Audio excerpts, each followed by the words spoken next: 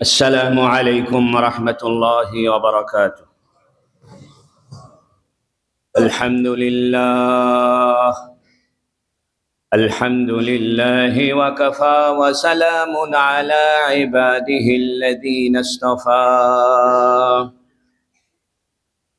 الحمد لله الذي وحده والصلاة والسلام على من لا نبي بعده وبشانه قال جل وعلا إن الله وملائكته يصلون على النبي يا أيها الذين آمنوا صلوا عليه وسلموا تسليما. اللهم صل على محمد وعلى آل محمد كما صليت على إبراهيم وعلى آل إبراهيم إنك حميد مجيد. اللهم بارك على محمد وعلى آل محمد كما باركت على إبراهيم وعلى آل إبراهيم إنك حميد مجيد. أما بعد فقد قال جل وعلا فاذكروني أذكركم واشكروا لي ولا تكفرون. وقال جل وعلا اذكروا الله ذكرا كثيرا. وقال النبي صلى الله عليه وسلم أفضل الذكر تلاوة القرآن. وقال النبي صلى الله عليه وسلم أفضل الذكر لا إله إلا الله. الحمد لله আল্লাহ তাবারাক ওয়া তাআলার বড় মেহেরবানি যে আল্লাহ রাব্বুল ইজ্জত আমাদেরকে জুমাদাল আখিরা মাসের প্রথম জুমার নামাজ, আজকে জুমাদাল আখিরা মাসের ৩ তারিখ, এই ৩ তারিখে জুমার নামাজ আদায়ের উদ্দেশ্যে আল্লাহর ঘর মসজিদে আসার বসার সুযোগ আল্লাহ সৃষ্টি করেছেন। বলুন আলহামদুলিল্লাহ। জুমাদা শব্দের অর্থ হইল জমে যাওয়া, স্থির হয়ে যাওয়া, পানি ঠান্ডা হয়ে যাওয়া। আরবদের এই জুমাদাল উলা এবং জুমাদাল আখিরা এই ২ মাসে আরবে শীত হয় এবং আরবের কোন কোন অঞ্চলে বরফ জমে যায়, পানি জমে যায়। এই জন্য আরবরা এই মাসের নামকরণ করে জুমাদা। জুমুদ শব্দ থেকে জুমাদা, এটা স্ত্রীলিঙ্গবাচক শব্দ। জুমাদা এর অর্থ হইল জমে যাওয়া, স্থির হয়ে যাওয়া, পানি বরফ হয়ে যাওয়া। তো এই নামে ২টা মাস রয়েছে। একটি মাসের নাম হলো জুমাদাল উলা, আর একটা নাম হলো জুমাদাল আখিরা। আমরা অনেকে ভুল করে বলি জুমাদাল উখরা। আসলে আরবি ভাষার মূল প্যাটার্ন অনুযায়ী, গ্রামারের দিক থেকে এটা জুমাদাল আখিরা নয়, এটা জুমাদাল উখরা নয়, জুমাদাল আখিরা। তো যাই হোক, যেহেতু আমাদের দেশে আরবি ভাষা বিভিন্নভাবে প্রচলিত হওয়ার কারণে এটা ব্যাকরণগত দিক থেকে অনেক সময় আমরা ভুল উচ্চারণ করি। আরব দেশে বলে জুমাদাল উলা, জুমাদাল আখিরা। রবিউল আউয়াল, রবিউল আখের, রবিউল আখেরা নয়, যেহেতু এটা স্ত্রীবাচক নয়। যাই হোক, জুমাদা উল উলা এবং জুমাদাল আখিরার পরে হইল রজব মাস। রজব মাসের পরে হইল শাবান মাস। শাবান মাসের পরে হইল রমাজান মাস। অর্থাৎ দুই একদিন কম বাড়া করে আর 3 মাস আমাদের সামনে রয়েছে একটি মহান মাস, রমজান আল মুবারকের আগমনের মাস। সুবহানাল্লাহ। আল্লাহওয়ালাগণ যারা আল্লাহর সঙ্গে নিজেকে সম্পৃক্ত করতে চান, রমাজানকে মূল্যায়ন করতে চান, তারা জুমাদাল আখিরা মাস থেকেই রমজানের প্রস্তুতি শুরু করতেন। সুবহানাল্লাহ। অর্থাৎ রমজান আগমন করার 3 মাস আগেই তারা রমজান সম্পর্কে নিজেদেরকে প্রস্তুত করতেন। সুফিয়ায়ে কেরাম যারা বুজুর্গানে দিন আল্লাহকে গভীরভাবে পাইতে চায়, তারা এই জুমাদাল আখিরা মাস, এরপরে রজব, এটার একটা বিশেষণ রয়েছে, সেটি হলো মুরাজ্জাব। আরবি 12 মাসের প্রত্যেকটি মাসের একটি বিশেষণ রয়েছে। যেমন শাওয়াল আল মুআজ্জাম, রমজান আল মুবারক, রজব আল মুরাজ্জাব, রবি আল আউয়াল, রবি আল আখির, জুমাদা আল উলা, জুমাদা আল আখিরা। এই মাসে বিশেষণ হইল জুমাদা আল আখিরা, অর্থাৎ সর্বশেষ পানি জমে যাওয়া বা পানি স্থির হয়ে যাওয়ার মাস। এর পরের মাস হইল রজব। রজব মাসের অর্থ হইল সম্মানী হওয়া, মুআজ্জম হওয়া। এজন্য আরবরা 4টি মাসে যুদ্ধ করত না, তার ভিতরে একটি মাস হলো রজব মাস। আর 3টি মাস লাগাতার, শাওয়াল, জিলকাদা, জিলহিজ্জা, যে 3 মাস হজের মাস। 3টি মাস হলো হজের মাস, শাওয়াল, জিলকাদা, যুলহিজ্জা। এই 3 মাসে যেহেতু হজ অনুষ্ঠিত হবে, বা এই 3 মাসকে আশহুরে হজ বলা হয়, এজন্য আরবরা বাইতুল্লাহর সম্মানে, আল্লাহর ঘরের সম্মানে পুরা আরব জনপদে এই 3 মাসে তারা সর্বসম্মত হয়েছে যে আমরা এই 3 মাসে কোনো যুদ্ধ করব না। সুবহানাল্লাহ। তার একটা মাসে যুদ্ধ করতো না, সেটা হলো রজব। জুমাদা আল আখিরা, সুফিয়ায়ে কেরাম বুজুর্গানে দিন বলেন যে তোমাকে এখনই স্থির হয়ে যাওয়ার সময়, তুমি যদি রমজান পাইতে চাও, রমজানের সুফল ভোগ করতে চাও, তাহলে এখন থেকে নিজেকে আল্লাহর জন্য জমায়ে ফেলো, আল্লাহর জন্য নিজেকে স্থির করে ফেলো। সুবহানাল্লাহ। তারপরের মাস হইল রজব। রজব শব্দের অর্থ হলো সম্মানী। তুমি যদি নিজেকে স্থির করো আল্লাহর জন্য, নিজেকে আল্লাহর জন্য নিবেদিত করো, দুনিয়ার বেশি ধান্দা না করে আখিরাতের ধান্দায় নিজেকে স্থির করো, তাহলে তুমি সম্মানী হয়ে যাবে। সুবহানাল্লাহ। এরপরে হলো শাবান। শাবান শিয়াবুন শব্দ থেকে। শাবান শব্দের অর্থ হইল উত্থিত হওয়া।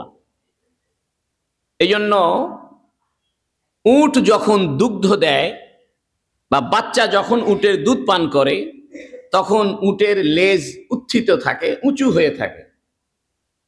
এই জন্য ওই মাসের আরবরা নাম দিয়েছে শাবান। অর্থাৎ উটের দুধ পানের স্বার্থে, উটের বাচ্চার দুধ পানের স্বার্থে উট তার লেজকে উত্থিত করে রেখেছে। আরেকটি অর্থ হইল, যেহেতু রজব মাস সম্মানী মাস, যুদ্ধ বিগ্রহ করে না, সম্মানী নিষিদ্ধ মাস, এরা আবার শাবান মাসে যুদ্ধের জন্য তলোয়ার উঁচু করে বের হয়।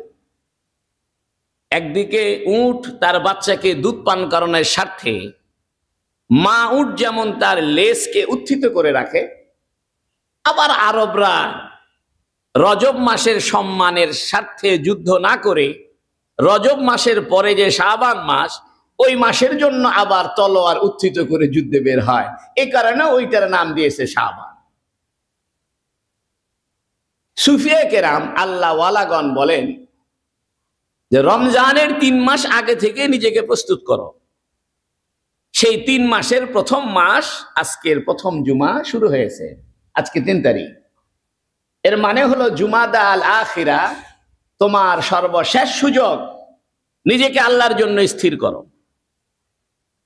তুমি যদি নিজেকে আল্লাহর জন্য স্থির করো তাহলে তুমি সম্মানিত হইবা। রজব মাস তোমার জন্য সম্মান বয়ে আনবে। সুবহানাল্লাহ। যখন তুমি সম্মান বয়ে আনবে তোমার জন্য, তখন তুমি নেক আমলের জন্য উত্থিত হও, নেক আমলের জন্য দাঁড়িয়ে যাও। শাবান মাসে তুমি নেক আমলের একদম প্রস্তুতি শেষ গ্রহণ কইরা নেক আমলের জন্য দাঁড়িয়ে যাও। আর এর পরে হলো রমাজান। রামাজ শব্দের অর্থ হলো আগুনে বা রৌদ্রে কোনো কিছু পুড়িয়ে ফেলা, শুকিয়ে ফেলা। আরবরা জং পরা যে লোহা বা জংয়ে ধরা যে তলোয়ার, এটাকে আগুনে পোড়ায়া হাতুড়ি দিয়ে পিটায়া জং পরিষ্কার কইরা আবার আগের মতো তলোয়ার ধারালো করে ফেলতো। এই জন্য আরবিতে বলা হয় রামাজা সাইফা। সে তলোয়ারকে জং মুক্ত করেছে, সে তলোয়ারকে আগুনে পুড়িয়ে আবার ধারালো করেছে। রামাজের আর এক অর্থ হলো পাথর গরম হয়ে যাওয়া। যেহেতু রমজান মাসে আরবে গরম হইতো, পাথর গরম হয়ে যায়, এই জন্য আরবরা ওই মাসের নাম দিয়েছে রমাজান। এর অর্থ হলো জুমাদা আল আখিরা মাসে নিজেকে স্থির করো, নিজেকে আল্লাহর জন্য জমিয়ে ফেলো। পরবর্তী মাস রজবে তুমি সম্মানিত হইবা। এর পরের মাস শাওয়ালে তুমি নেক আমলের জন্য উত্থিত হও, দাঁড়িয়ে যাও।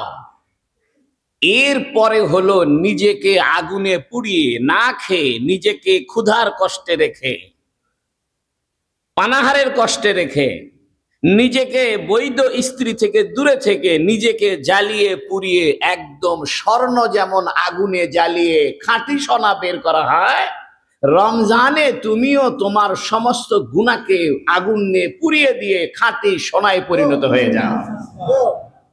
এই হলো রমজানের ব্যাখ্যা বা রমজানের প্রস্তুতির আলোচনায় ওলামায়ে কেরাম কিতাবে লিখেছে। নিজেকে জমিয়ে দেওয়ার অর্থ কি? নিজেকে জমিয়ে দেওয়ার অর্থ হলো নিজেকে গোপন করা। বর্তমানের যুগ হলো ভাইরাল হওয়ার যুগ। যে যত নিজেকে ভাইরাল করতে পারে, প্রচার করতে পারে, মানুষের কাছে সে দামি হয় এবং সবাই চায় যে আমি ভাইরাল হয়ে যাই। একটা আলু ভর্তা তৈরি করছে, এটা ছবি তুলে ফেসবুকে দিতেছে যে আজকে আলু ভর্তা বানাইলাম। মানুষের চিন্তা কোথায় গিয়ে ঠেকেছে? যে কোনো কিছু হইছে, কোথাও একটু বেড়াইতে গেছে, পাহাড় দেখতে গেছে, সাগর দেখতে গেছে, ব্রিজ দেখতে গেছে, ওখানে একটা ছবি তুলছে, ছবি তুলে ফেসবুকে দিয়েছে, আজ ঘুরতে বেরালাম। কেন উদ্দেশ্য? আবার দেখে লাইক কয়টা হয়েছে, কমেন্ট কে কে করলো, কি কমেন্ট করলো, একটা লাইক পাইলে সেই খুশি। ওলামায়ে কেরাম বলতেছে যে যত ভাইরাল হয় তার জন্য তত বিপদ অপেক্ষা করে, ঠিক কিনা? বাংলায় একটা গল্প পড়েছিলাম আমরা, খ্যাতির বিড়ম্বনা। আপনারাও পড়েছেন স্কুলে। অর্থাৎ কারো যদি খ্যাতি হয়, সুখ্যাতি হয়, তাহলে বিড়ম্বনা আছে। অর্থাৎ বিড়ম্বনা মানে আপনি রাস্তাঘাটে হাঁটতে পারবেন না, মানুষ আপনার আটকাবে, কথা বলবে। আপনার যদি সুখ্যাতি ছড়িয়ে পড়ে তাহলে মানুষে আপনার বিভিন্ন জায়গায় ব্যতিব্যস্ত করবে, বিড়ম্বনায় পড়বেন আপনি। এই জন্য নিজের সুখ্যাতির অর্জনের যে চেষ্টা, এটা একটা ভ্রান্ত চেষ্টা। এই নিজের সুখ্যাতি অর্জনের চেষ্টা মানুষ কেন করে? মানুষ এজন্য করে যে আমি যোগ্য। যেহেতু আমি যোগ্য, তাহলে আমার সুখ্যাতি কেন হবে না?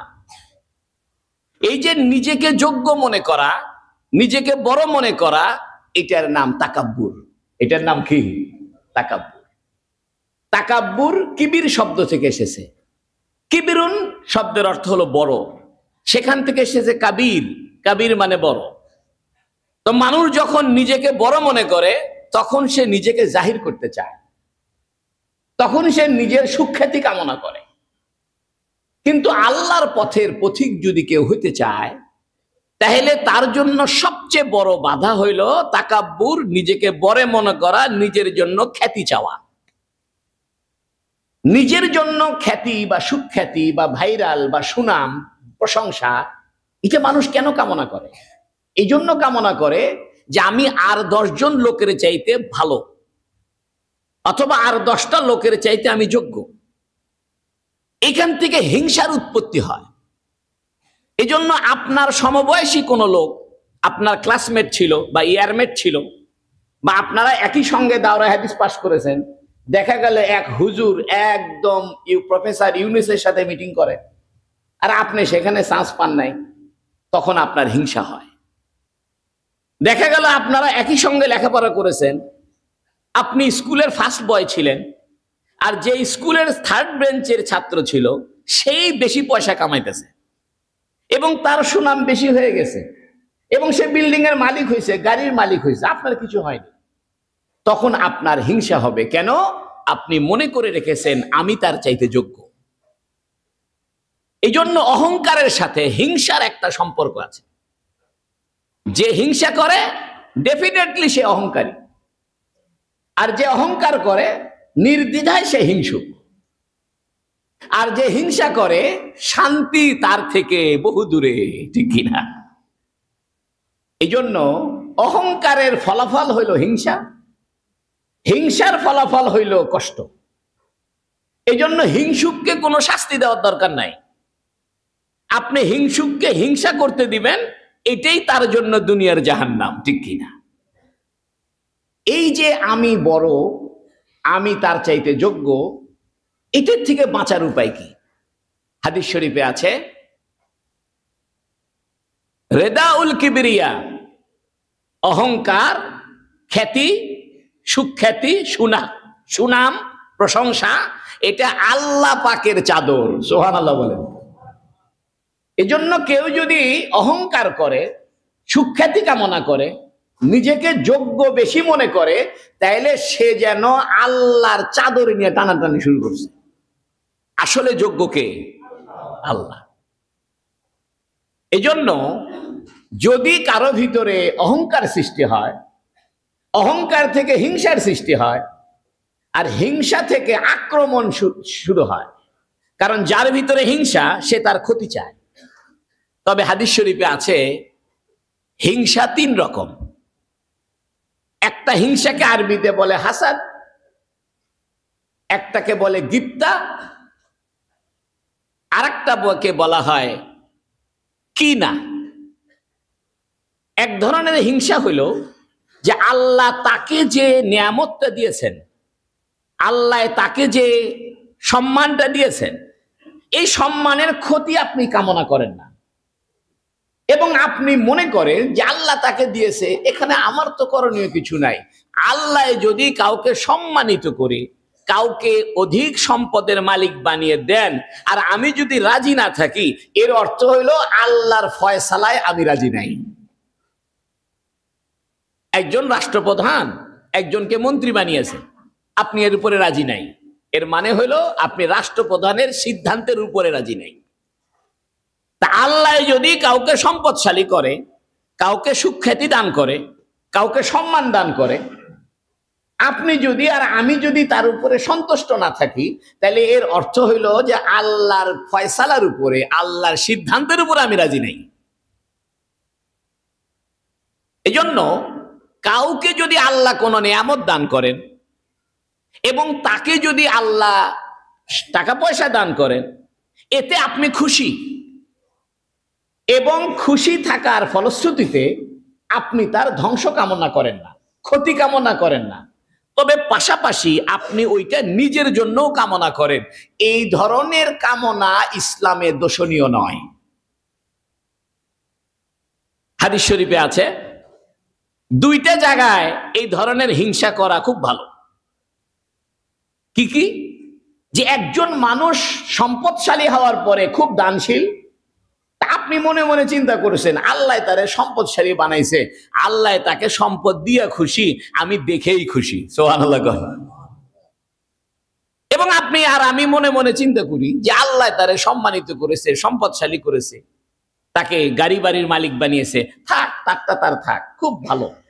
আল্লাহ আমারেও তুমি দান করো। হাদিস শরীফে আছে, একজন মানুষ সম্পদশালী, সে সম্পদ পাওয়ার পরে আল্লাহর পথে খরচ করে, আর একজন মানুষকে আল্লাহ সম্পদ দেয় নাই, এ কারণে তার মনে কোনো কষ্ট নাই, বরং সে কামনা করে আল্লাহ যদি আমাকে সম্পদ দিত আমিও দান করতাম।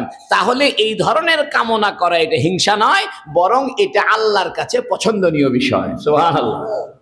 এবং হাদিস শরীফে আরেকটা হাদিসে রয়েছে, কোন অভাবী মানুষ, গরিব মানুষ, সে যদি চিন্তা করে যে অমককে আল্লাহ সম্পদ দিয়েছে, আমাকে যদি দিত তাইলে আমি দান খয়রাত করতাম, আমি ইসলামের পথে খরচ করতাম, তাইলে সে খরচ না করার পরেও খরচ করার সওয়াবটা পেয়ে যাবে। ইন্নামাল আমালু বিন্নিয়াত, সমস্ত কর্মের ফলাফল কিসের উপরে? এই যে মনের ইচ্ছা, এটাও তো একটা কর্ম, এটা ফেইলুল কলব বলে। মানুষের অঙ্গ প্রত্যঙ্গের যেমন কর্ম আছে, চোখের কর্ম আছে, হাত পায়ের কর্ম আছে, মানুষের অন্তরেরও তো একটা কর্ম আছে। অন্তরের যে কাজ, এটাকে বলে ফেইলুল কলব। এই যে আমরা আল্লাহর প্রতি ঈমান এনেছি, এটা আসলে অন্তরের কাজ।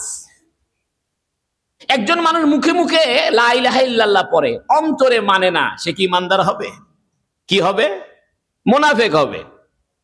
আর একজন মানুষ বোবা, কথা বলতে পারে না, কিন্তু অন্তর অন্তরে আল্লাহকে এক বলে মানে, সে ঈমানদার হবে না কাফের হবে? ঈমানদার হবে। তাহলে বুঝা গেল ঈমানের কাজটা কি মুখের কাজ না অন্তরের কাজ? অন্তরের কাজ।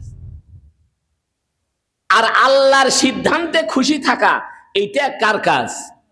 অন্তরের কাজ। এই জন্য আল্লাহর সিদ্ধান্তে খুশি থাকা, রেজা বিল কাজা, আরবিতে বলা হয় যে আল্লাহর ফয়সালায় আমি খুশি, এইটা অন্তরের কাজ। ঠিক ঈমানটাও অন্তরের কাজ। তাই যে ব্যক্তি মানুষের নেয়ামত দেখে খুশি হয়, সে যেন ঈমানের যথাযোগ্য কাজ করে, আল্লাহ তাকে এই কাজে খুশি হইয়া টাকা দান না করলেও সমস্ত দানের সওয়াব তার আমলনামায় দান করবে। এই জন্য দেখা যাবে কিয়ামতের দিন বহু মানুষ কোটি কোটি টাকা দান করেছে, কিন্তু তার আমলনামায় কোনো দানের সওয়াব নাই। তখন সে বেচারা ফেরেশতাদেরকে বলবে, ভাই আমি তো দুনিয়াতে লাখ লাখ টাকা দান করেছি, সেই সওয়াবগুলো গেল কই? আর একজন ব্যক্তি দুনিয়াতে এত টাকা পয়সা কিছু দান করেনি, টাকাই ছিল না, গরিব মানুষ, কিন্তু তার আমলনামায় কোটি কোটি দান খয়রাতের সওয়াব। সে বলবে, ভাই আমি তো এত দান করি না, এই সওয়াব আমার আমলনামায় কেমনে আসলো? তখন ফেরেশতারা বলবে, সম্পদশালী কৃপণকে বলবে যে আল্লাহ তোমারে সম্পদ দিছে, তুমি তো দান করোই নাই, আর যতটুকু দান করছো এটা ভাইরাল হওয়ার নিয়তে করছো। আলেমকে ডেকে আল্লাহ বলবে, একজন আলেম বলবে, আল্লাহ আমি তো সারা জীবন ওয়াজ করছি, হাদিস পড়াইছি, মানুষকে নসিহত করছি, আমার সওয়াব গেল কই? আল্লাহ বলবে, তুমি হাদিস পড়াইছো, ওয়াজ করছো এই জন্য যে মানুষ যেন তোমাকে বড় আলেম বলে, মানুষ যেন তোমাকে বড় মুহাদ্দিস বলে, এই নিয়তে করছো। তা দুনিয়াতে মানুষ তো তোমাকে বড় আলেম বলছে, পুরস্কার তো পেয়ে গেছো, আখেরাতে আমার কাছে আর তোমার কোনো পুরস্কার পাও না। আর এক ব্যক্তি আলেম ছিল না, সাধারণ মানুষ ছিল, মনে মনে বড় দুঃখ, আফসোস, আরে আমি যদি আলেম হইতাম, আমার বাপ মা যদি আমারে মাদ্রাসায় পড়াইতো, তাহলে আমি ইসলামের কাজ করতাম, কোরআন হাদিস মানুষকে পড়াইতাম। একজন গরিব মানুষ মনে মনে চিন্তা করে, আমার যদি পয়সা থাকতো আমি দান খয়রাত করতাম, একদম দান খয়রাত করতাম। এই নিয়ত সহি হওয়ার কারণে এই লোকটা গরিব হওয়ার পরেও কোটি কোটি সওয়াবের মালিক হবে। সুবহানাল্লাহ। হিংসা তিন রকম। একটা হিংসা হলো যাকে আল্লাহ নিয়ামত দিয়েছে, সে নিয়ামতে আপনি সন্তুষ্ট, এই জন্য আল্লাহ কোরআন শরীফে বলেছেন, ইয়া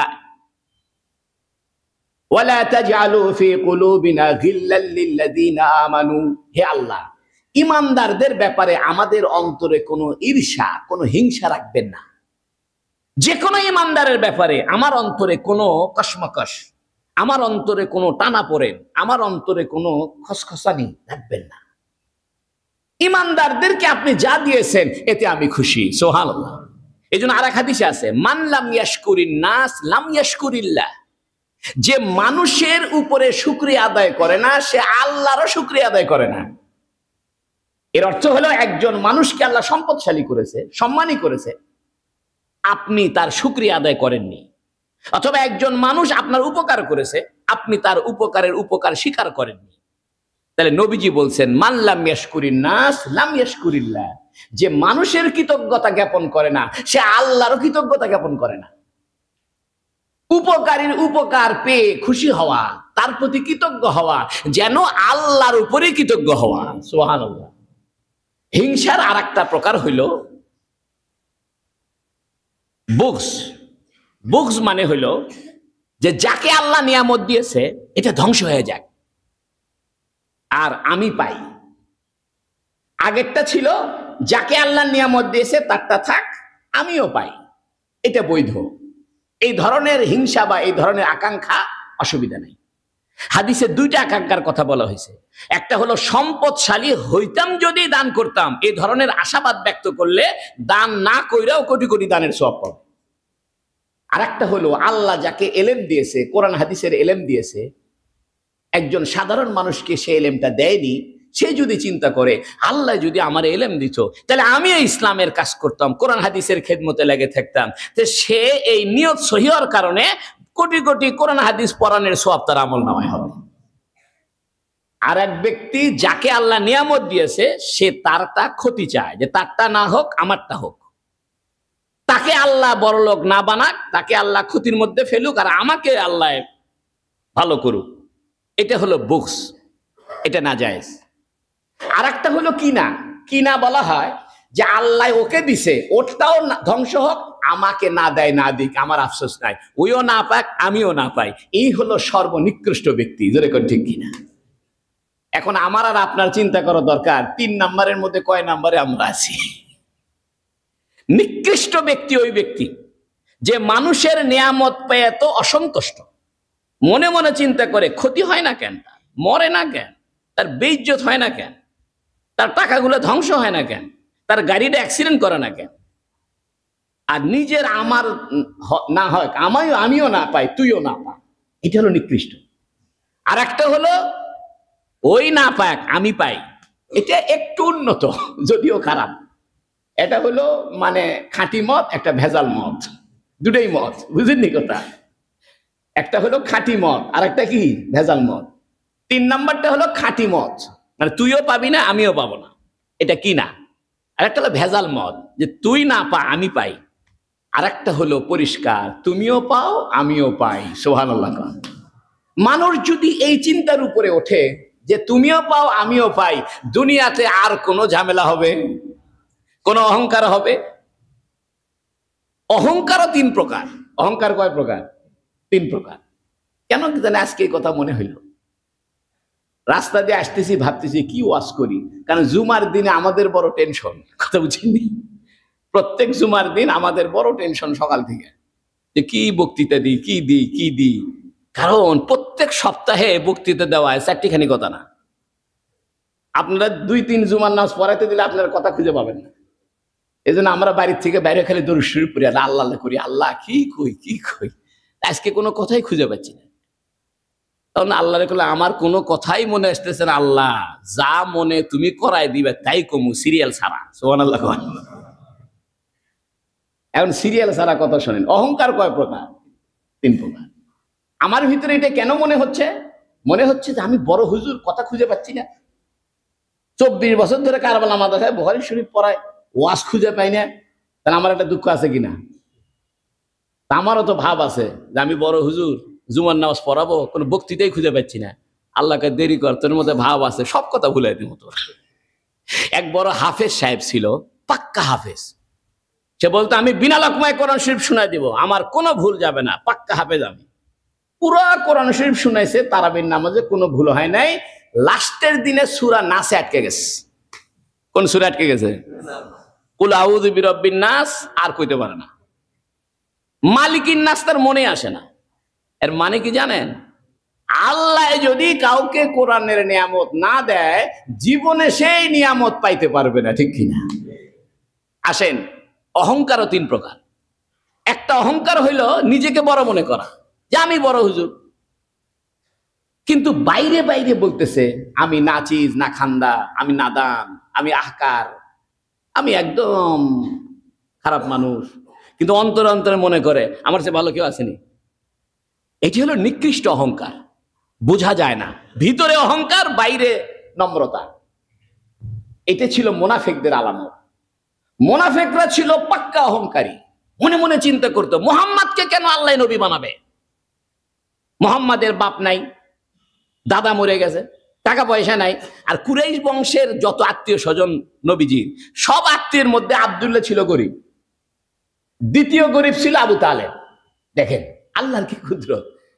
এই জন্য আবু তালেবে তার ছেলে আলীকে লালন পালন করার টাকা নাই। মুহাম্মদ সাল্লাল্লাহু আলাইহি ওয়াসাল্লাম বলছে, চাচা আপনার সংসার চলে না, তা আলীকে আমার কাছে দেন। মুহাম্মদও গরিব, তারপরেও আলীকে মুহাম্মদ সাল্লাল্লাহু আলাইহি ওয়াসাল্লাম নিজের সংসারে টেনে নিছে। সুবহানাল্লাহ। জাফরকে টেনে নিছে। তালেবের 4 ছেলে, একটা আকিল, একটা তালেব, একটা জাফর, একটা আলী। এই 4 ভাইয়ের মধ্যে 2 ভাই ছিল কাফের। তালেব আগেই মারা গেছে, সবচেয়ে বড় বেটা তালেব। এই জন্য নবীর চাচাকে বলে আবু তালেব। আবু তালেব মানে তালেবের বাপ। আর একটা হলো আকিল, এও মুসলমান হয়নি, বরং হযরত আলীর সম্পত্তি দখল করছিল। এই জন্য যখন মক্কা বিজয় হয়, তখন হযরত আলী বলতেছেন, নবী বলতেছেন, আলী কই থাকবে, আমার ঘরে উঠবে না তোমার ঘরে উঠবে? কারণ 8 বছর পরে মক্কা বিজয় হয়েছে, তো নবীরও তো ঘর আছে, আলীরও তো ঘর আছে।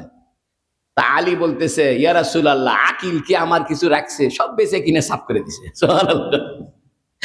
আমার সম্পত্তি তো আকিল রাখেনি। তো নবী কয়, আচ্ছা ঠিক আছে, আগেও আমার কাছে ছিল, এখন আমার কাছেই থাকো। সুবহানাল্লাহ।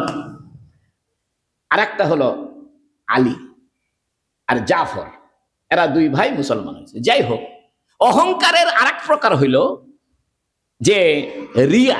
রিয়া মানে প্রদর্শন করতে সে খুশি পায়।